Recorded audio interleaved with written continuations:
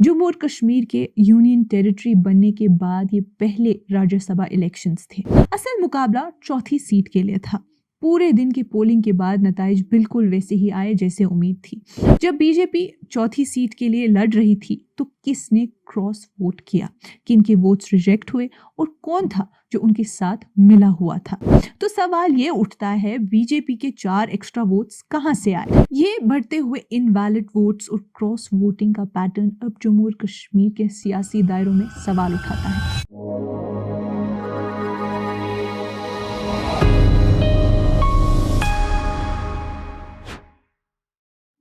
ये कश्मीर रिपोर्ट है। आप सब नाजरीन का खुशामदीद। मैं हूं आपकी मेज़बान उमाइमा ऋषि।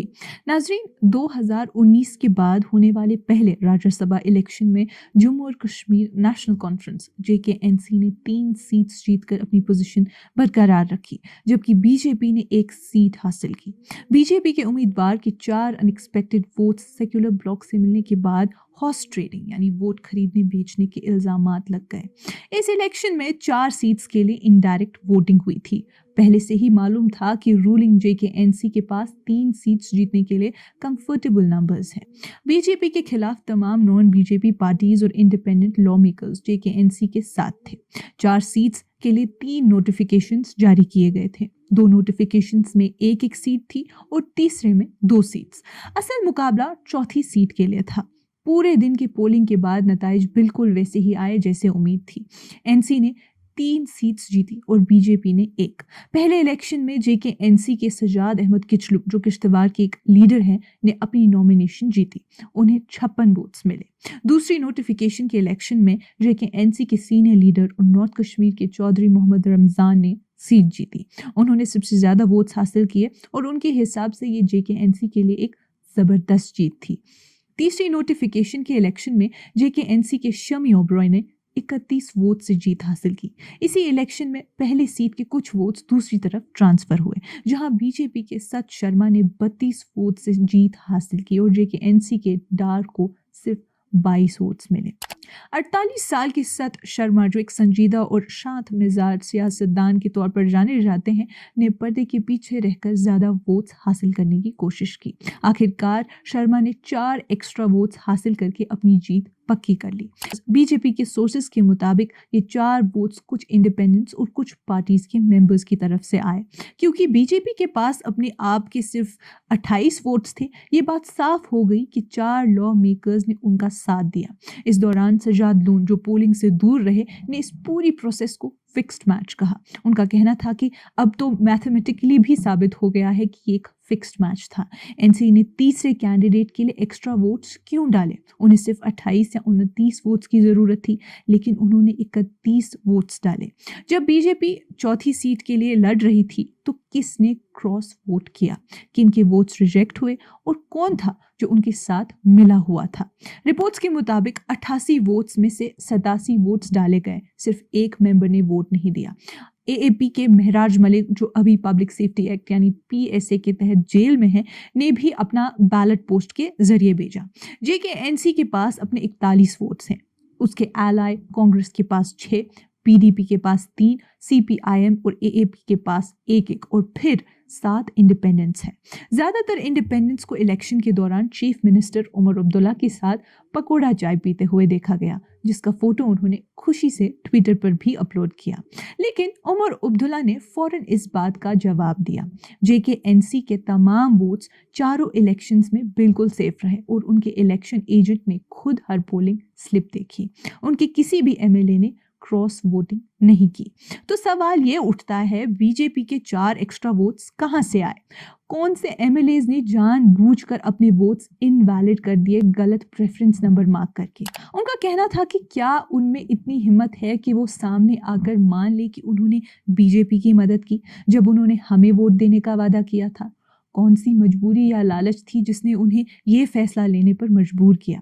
जबकि बीजेपी को 4 वोट्स अननोन सोर्सेज से मिले। रिपोर्ट्स के मुताबिक कई वोट्स रिजेक्ट भी हुए, जिससे इमरान नबी डार के वोट्स भी कम हो गए।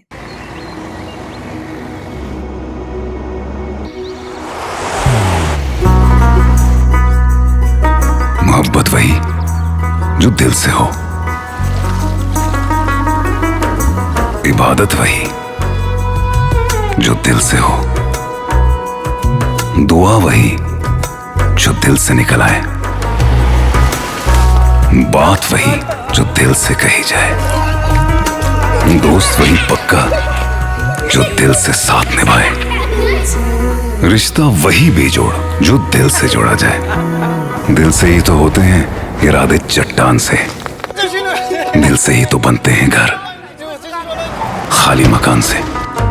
दिल से बनी हर चीज पुश्तों तक चलती है, इसलिए खैबर सीमेंट का जर्रा जर्रा दिल से बना है, ताकि आप जो कुछ भी बनाएं दिल से बनाएं। खैबर सीमेंट, दिल से बनाओ। जम्मू और कश्मीर के यूनियन टेरिटरी बनने के बाद ये पहले राज्यसभा इलेक्शंस थे। 2021 से जम्मू और कश्मीर की अपर हाउस की 4 सीट्स खाली थीं। गुलाम नबी आज़ाद और नज़ीर अहमद लावी का टेन्योर 15 फरवरी 2021 को ख़त्म हुआ था और उनसे पहले फयाज अहमद मीर और शमशेर सिंह मनहास का 10 फरवरी 2021 को। स्टेट के बाइफिकेशन के बाद जम्मू और कश्मीर रीऑर्गेनाइजेशन एक्ट के मुताबिक पुराने स्टेट के 4 राज्यसभा मेंबर्स को नए यूनियन टेरिटरी के सीट्स पर इलेक्टेड माना गया था। 88 मेंबर असेंबली में लगभग पूरी पार्टिसिपेशन हुई, सिवाय पीपल्स कॉन्फ्रेंस पीसी के प्रेसिडेंट सजाद गनी लोन के, जिन्होंने वोट नहीं दिया। वही महराज मलिक ने अपना वोट डिटेंशन से पोस्टल बैलेट के जरिए कास्ट किया। जम्मू और कश्मीर की असेंबली में 90 मेंबर्स हैं, जिनमें से 2 सीट्स नगरोटा और बडगाम खाली है। नगरोटा की सीट बीजेपी के देवेंद्र सिंह राणा के इंतकाल के बाद खाली हो गई, जबकि बडगाम में उमर अब्दुल्ला ने जीत के बावजूद ये सीट छोड़ दी, क्योंकि उन्होंने गांदरबल से भी जीत हासिल की थी और उस सीट को रखना पसंद किया था। ये तो खाली सीट्स गिनती के लिहाज से छोटी जरूर हैं, लेकिन राज्यसभा इलेक्शंस के लिए इनका नतीजों पर असर पड़ता है, क्योंकि एक भी वोट टाइट कंटेस्ट में फर्क ला सकता है।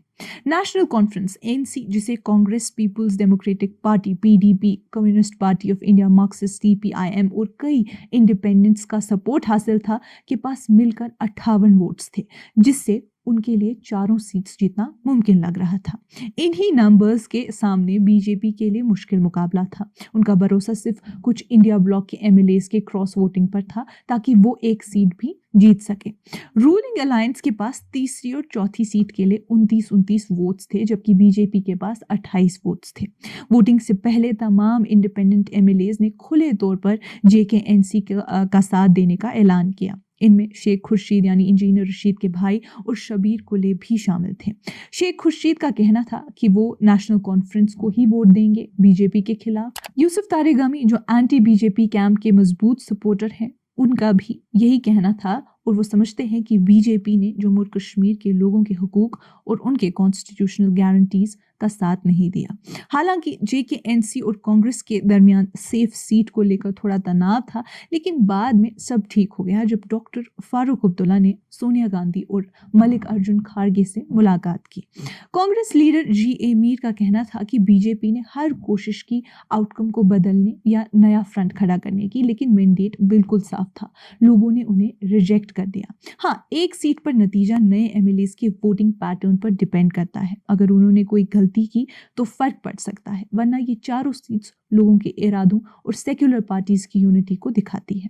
पीडीपी प्रेसिडेंट महबूबा मुफ्ती ने पहले ही ऐलान किया था कि उनकी पार्टी सिर्फ तीसरी सीट के लिए जेकेएनसी को सपोर्ट करेगी, लेकिन चौथी सीट के लिए नहीं, ये बताते हुए कि उनका फोकस जम्मू और कश्मीर के बैलेंस्ड रिप्रेजेंटेशन और रीजनल इंटरेस्ट को बरकरार रखने पर है।